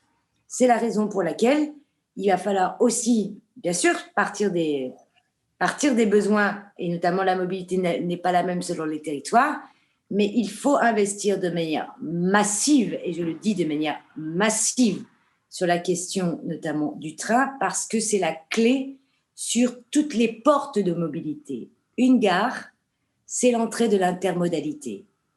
Demain, la clé du 21e siècle dans le futur des mobilités, ça va être l'intermodalité, et donc il faut renforcer le volet notamment du ferroviaire, quelles que soient des marchandises, les personnes, etc. Et je rappelle juste une chose, parce que tout à l'heure, j'ai dit qu'on était un petit peu, j'étais gentil, on est vraiment en retard par rapport à certains de nos voisins, au point que, par exemple, les Luxembourgeois, certes, ils ont un peu plus d'argent que tout, mais ils ont sauté la barrière du fait que désormais, au Luxembourg, tous les habitants du Luxembourg ont accès gratuitement à l'ensemble des trains. Ce n'est pas seulement le bus, ce n'est pas seulement les transports en commun, non. Et au fait, les États membres se regardent en disant il y a une clé derrière, et chacun se regarde pour dire où on va aller plus loin aussi dans la gratuité. Aujourd'hui, on la retrouve même dans les trains, et c'est aussi ça qui va percuter les esprits et les feuilles de route, notamment européennes, parce que tout le monde a cet objectif d'inclusion de mobilité, mais aussi le défi climatique, comme ça a été rappelé par chacun d'entre nous. Merci Karima Delli. Je ne sais pas si peut-être Bruno Gazot souhaite intervenir sur le message de Karima Delli, entre autres la fracture territoriale et cette interrogation de gratuité. Tout à fait. Plusieurs choses. D'abord, Nicolas de Bézieux parlait des relations avec la région, qui n'étaient pas forcément actionnaires de RICOP, mais les relations avec les régions sont essentielles parce qu'elles ont la responsabilité, de par la loi, d'organiser les mobilités au niveau régional. Donc d'assurer les correspondances et de rendre les arbitrages entre le rail et la route, par exemple. Donc ça, c'est extrêmement important. Deuxième chose qui est très importante, quand RICOP prévoit une desserte, il va desservir beaucoup de villes, il faut évidemment qu'il se concerte avec les villes pour pouvoir faciliter l'accès à la gare, parce que pour prendre le train, il faut déjà aller à la gare. Donc la mobilité est un système, voilà, et on ne peut pas traiter le train et l'arrivée en gare sans regarder comment on gare sa voiture ou son vélo, ou comment on a un covoiturage, ou comment il y a des transports publics qui desservent la gare. Donc ça, c'est extrêmement important. J'ajoute que c'est pas simplement la liaison, la notion d'intermobilité, elle a trois dimensions. Elle a une dimension physique, il faut pouvoir passer à la gare d'un train à un car, ou d'un train à un covoiturage ou à un vélo, donc il faut du parking. Il y a une dimension information voyageur, il faut savoir tout ce qui est possible quand on arrive là, et ça, il faut que ce soit organisé, et c'est donc souvent la région qui en est responsable. Et puis il y a une dimension biétique, dans laquelle le train du quotidien doit être inséré, pas forcément peut-être l'intercité. Enfin, en tout cas, il y a une correspondance dans les moyens de paiement et de prendre son billet qui est tout à fait importante. Après ça, je voudrais quand même revenir un peu sur nos attentes, parce qu'on a évoqué le prix, la gratuité, etc. La première attente, vraiment la première attente des usagers, c'est la fiabilité. C'est-à-dire l'usager, il a besoin de croire ce qu'on lui vend, de croire ce qu'on lui dit. On lui dit, vous aurez un train, et ben, il veut que ce train existe, il veut que ce train parte à l'heure, et il veut qu'il arrive à l'heure. Hein. On a eu beaucoup de débats à la SNCF parce qu'ils avaient perdu la notion de départ à l'heure. Et donc les trains n'arrivaient pas forcément à l'heure. Alors pour arriver à l'heure, il faut qu'un train parte déjà à l'heure. Ensuite, c'est vrai qu'il faut que la voie soit bonne, qu'il n'y ait pas des retards, mais il faut déjà qu'il parte à l'heure. Et faire partir un train à l'heure, c'est un process industriel assez complexe, assez compliqué. Donc ça s'organise et ça se certifie même, hein. Donc c'est des choses qui se travaillent et dont les entreprises sont responsables. Et nous, on juge ça. L'usager, il juge parce qu'il a besoin de cette confiance dans le train. Des fois, je trouve dramatique quand on me dit je reprends ma voiture parce que malgré les embouteillages, mon horaire est mieux garanti avec ma voiture qu'avec le train, alors que le train a ses itinéraires propres. Donc ça, voilà, je ne veux pas entendre des choses comme ça. L'usager, il a besoin absolument de cette fiabilité. Voilà. Puis après, il a besoin d'une qualité de service. Alors, la qualité de service, c'est effectivement qu'il y ait des fréquences, des horaires qui conviennent. Donc là, RICOP, je suis sûr, sera très attentif à ce que pourront dire les usagers. Il a cette sensibilité que d'autres ont moins, sans doute. Donc ça, c'est une bonne chose. Et puis, on a besoin de services. Hein. Est-ce qu'on peut échanger son billet? Est-ce qu'il faut réserver? Est-ce que, quand ça marche pas, est-ce qu'on est remboursé? Hein. Les combats qu'on a menés aussi bien avec les avions qu'avec le train, pour quand il n'y a pas de train ou pas d'avion, qu'on garde des correspondances, que l'usager puisse être dédommagé ou remboursé, ou pris en charge, simplement ça, ce qui est quand même la moindre des choses et ce qui est quand même dans les textes d'origine maintenant. Ça, c'est indispensable. Donc, cette qualité du quotidien, du service du quotidien, c'est extrêmement important. Après, sur la gratuité, nous ne sommes pas favorables à la gratuité pour tous. Il y a des gens qui peuvent payer. On est favorable à la gratuité pour ceux qui en ont besoin. C'est pas tout à fait pareil. Donc vraiment, oui, il y a des tarifications solidaires et une prise en compte de la capacité contributive des gens, surtout pour les services de mobilité qui sont indispensables. Je ne dis pas que traverser la France, c'est absolument indispensable, mais au quotidien, ça c'est indispensable. Vous devez pouvoir vous transporter dans votre bassin d'emploi, trouver une formation ou aller à une formation, trouver un emploi, aller à un rendez-vous d'emploi. Ça, si vous ne pouvez pas le faire parce que vous avez des problèmes de finances ou parce qu'il n'y a pas les services de mobilité qui conviennent, ça c'est un vrai problème. Voilà, donc voilà, sur la gratuité, on a cette nuance. Et oui, la gratuité pour ceux qui en ont besoin, mais pas forcément en faire une gratuité obligatoire. Merci Bruno Gazeau. Je crois qu'on a peut-être un commentaire. Oui, pour rebondir sur cette prise de parole et sur les attentes des usagers en termes de services en gare et à bord. On a justement cette question qui revient pas mal. Est-ce que RICOP aura son propre personnel de bord, son propre personnel en gare et qu'est-ce que RICOP imagine comme nouveau service ? Alors, avant de répondre, je voulais juste apporter une précision. Tout à l'heure, ce que je disais vis-à-vis des régions, c'est que les régions ne sont pas sociétaires de RICOP, mais bien entendu, on travaille étroitement avec les régions pour s'assurer de la complémentarité des services. Ça, c'est fondamental. On a eu, la semaine dernière, j'ai eu des réunions quasiment quotidiennes, tant avec la région Nouvelle-Aquitaine que la région Auvergne-Rhône-Alpes, pour justement affiner notre plan de transport, la circulation de nos trains, justement pour que ce soit pleinement en complémentarité avec les dessertes des trains régionaux. Alors, sur la question des services, on en a imaginé certains. Donc déjà, on aura, oui, notre personnel en gare, on aura notre personnel à bord, on aura du personnel en gare, ça c'est fondamental. C'est-à-dire qu'on va louer un certain nombre d'espaces. On est en discussion actuellement avec Gare et Connexion, justement pour louer les espaces en gare. Donc on aura du personnel en gare. Ça, c'est une attente qui est très forte, d'avoir des gens juste à qui on peut demander des renseignements, acheter des billets en gare, donc avoir des guichets dans les gares, ça c'est fondamental. Donc on aura ça. Après, sur les services qui vont venir, services à bord, services en gare, ça, on a imaginé un certain nombre de choses, notamment sur les vélos, de pouvoir emporter des vélos, le fait d'avoir de la restauration à bord de qualité, ça c'est aussi un sujet sur lequel on travaille, de la restauration à bord de qualité en lien avec les villes desservies, donc en lien avec les restaurateurs qui pourraient se trouver à proximité des gares qu'on pourra avoir. Donc ça, c'est une réflexion qu'on a, sur laquelle on est en train de travailler pour voir comment on organise tous ces flux logistiques, parce qu'effectivement, c'est pas forcément très simple, mais on est en train de voir ça. Et puis, on a quand même, au sein de nos sociétaires, aujourd'hui, comme je le disais, c'est les sociétaires qui participent à l'intelligence collective. On a un groupe de travail, justement, qui porte sur le train réinventé et les nouveaux services en gare. Donc, il y a toute une réflexion sur qu'est-ce qu'on pourrait faire, comment on pourrait faire pour développer des services qui vont faire que les gens vont revenir vers le train.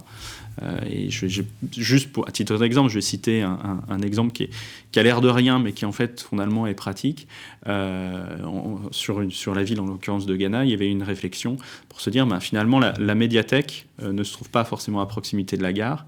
Et si juste les usagers avaient la possibilité de déposer les livres qu'ils ont empruntés à la médiathèque dans la gare au moment où ils vont prendre le train, ça n'est pas grand-chose, mais ça facilite quand même énormément en fait, le trajet et le fait qu'on soit plus confiant dans le fait qu'on puisse prendre le train. Donc c'est toute une réflexion qu'on a sur ces services-là, mais qui sont encore et qui viennent des sociétaires. Puisque vous parlez de Ghana, on peut voir ce témoignage dans la commune de Ghana, qui est donc sociétaire de RICOP. Dans la commune de Ghana, l'emprise ferroviaire est importante. Donc on a un enjeu de réhabilitation de quartier dans cette gare. On a aussi une réhabilitation côté fret, parce qu'on a un emplacement qui le permet. Donc le développement du rail, oui, il y a le passager, mais nous, on a un objectif fret transporteur sur le côté du territoire communautaire et la gare de Gannat.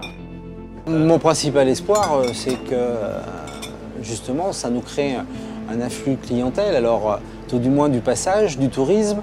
Le RICOP fait partie des éléments qui peuvent aider au développement de l'attractivité du territoire. Voilà, donc l'attractivité du territoire.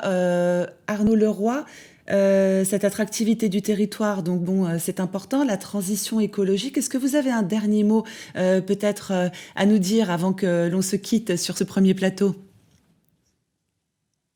Alors, un dernier mot peut-être pour rebondir sur l'aménagement du territoire, c'est une des clés aussi de la transition écologique. Il va falloir qu'on arrive pour travailler sur limiter les déplacements, éviter les déplacements. Je pense que c'est ça aussi dont on parle à quelques décennies. Il va falloir qu'on revoie quand même notre équilibre territorial. Et on le voit, ça a créé des tensions, ça a été dit tout à l'heure par Karima. Il va falloir qu'on puisse, en termes démocratiques, aussi aborder cette question-là. Donc je pense que RICOP et ses solutions, en tout cas la philosophie de répondre à des besoins, ça a été dit tout à l'heure par Nicolas de Bézieux, je pense que c'est important, le besoin des usagers. Donc travailler sur une solution qui répond à ces besoins et pas faire l'inverse, proposer une solution en imaginant que les besoins vont venir les épouser. Donc là, je pense qu'il y a une démarche qui est très intéressante, donc très très favorable, et je suis ravi moi de participer à l'aventure RICOP à titre personnel. Et deuxième point, la question des gares, ça c'est quelque chose de très important. Parce que les gares, ça a été dit tout à l'heure, on a pas mal de réseaux secondaires ou petites lignes, je sais pas comment on peut les appeler, mais en tout cas on voit aussi qu'il y a un impact dans les gares. Donc aujourd'hui il y a beaucoup de réflexions, et je me souviens, moi j'étais dans le comité partenaire de SNCF Réseau et Connexion, où il y avait à l'époque où les gares étaient rattachées à cette direction-là, il y avait la réflexion concernant l'usage des gares, en faire des tiers-lieux, en faire par exemple des espaces de dépôt pour des paniers circuits courts, des choses comme ça. Et je pense que c'est important aussi que RICOP ait cette vision-là dans son scope de nouveaux usages, parce qu'on a là des espaces bâtis qui existent, donc qui sont écologiquement très importants à garder, à rénover et à faire vivre, plutôt que de construire des nouveaux équipements. On sait que la signature carbone des bâtiments, c'est justement quand on construit des nouveaux équipements. Donc là, on a tout un parc de gares disponibles, souvent des espaces aussi, des délaissés ferroviaires, comme on appelle ça, où auparavant on avait une activité fret qu'on peut éventuellement reprendre. Et ça revient par rapport à ce que je vous disais tout à l'heure, fabriquer ces nœuds d'intermodalité en termes de transport. On sait très bien qu'aujourd'hui, on regarde ce qu'on essaie de faire sur la non-artificialisation, sur le sujet biodiversité, on essaie d'éviter de construire des nouvelles emprises. Et donc, il faut qu'on utilise au maximum sur l'ensemble du territoire, donc y compris dans des territoires qui peuvent parfois donner un sentiment d'être en déprise. Il faut qu'on arrive à regonfler et à utiliser l'ensemble de ces équipements. Et je suis ravi d'entendre Nicolas de Bézieux parler de l'utilisation nouvelle et de services nouveaux dans les gares. Merci Arnaud Leroy. Nicolas de Bézieux, peut-être un mot sur l'intervention d'Arnaud Leroy ? Non, mais je pense qu'on partage la même vision. C'est-à-dire que ce qu'il faut bien voir aussi, c'est que ces décennies en fait, cette civilisation de l'automobile, quelque part, a entraîné également un profond étalement urbain. Ce qui fait qu'aujourd'hui, il y a, quand on parle, et l'enjeu en fait du ferroviaire, c'est aussi un enjeu très fort sur le modèle de société qu'on souhaite porter. Quand on s'inquiète des difficultés qu'ont les commerces de centre-ville, quand on s'inquiète effectivement, comme on disait tout à l'heure, de l'inclusion sociale en fait sur certains territoires, ce qu'il faut bien comprendre, c'est que le ferroviaire reste un transport collectif qui permet justement aussi de reconnecter un certain nombre de points. Et c'est fondamental de se dire qu'on a cette infrastructure qui est là, et il faut juste qu'on l'utilise. Quand on parle de 9000 km de lignes tout à l'heure, de lignes secondaires, ce n'est pas 9000 km de lignes à créer, c'est une infrastructure qui a été construite et qu'il faut utiliser. Donc on est sur un réseau qui existe et qu'il faut qu'on l'utilise, parce que l'utilisation de ce réseau va être déterminant en fait sur la construction du modèle de demain. Et il y a un petit pied de nez à l'histoire quelque part, c'est-à-dire que le ferroviaire a accompagné la révolution industrielle il y a 2 siècles. quand même. Révolution industrielle qui aujourd'hui aboutit à des problèmes majeurs qu'on a notamment sur la transition écologique. Et paradoxalement, cet outil ferroviaire peut nous aider à construire un modèle qui va résoudre ce problème de transition écologique. Je vois que nous nous approchons quasiment de ce plateau, de cette table ronde que nous avons eue pendant 1h30. Donc, je remercie beaucoup Karima Deli, Bruno Gazo et Arnaud Leroy. Merci beaucoup de votre participation, d'avoir fêté donc pendant 1h30 les 1 an de RICOP. Merci Nicolas de Bézieux. Merci également à Anne-Sophie Lahaye. Alors, il faut savoir que ce n'est pas terminé. Hein. L'anniversaire il continue.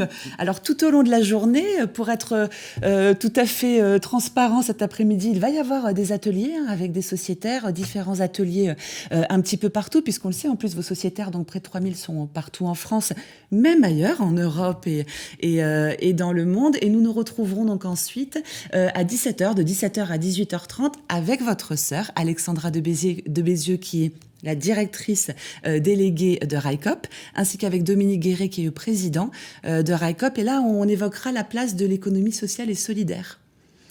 Donc, je précise donc à remercier Odile Baudemoulin-Moreau et Aurélien Offroy pour l'interprétation en langue des signes. Merci à vous et merci également à toute l'équipe, bien entendu, de TV7 avec RICOP. Donc, pour le premier anniversaire, on vous dit à tout à l'heure à 17h, toujours sur Zoom, YouTube et Facebook en direct. À tout à l'heure.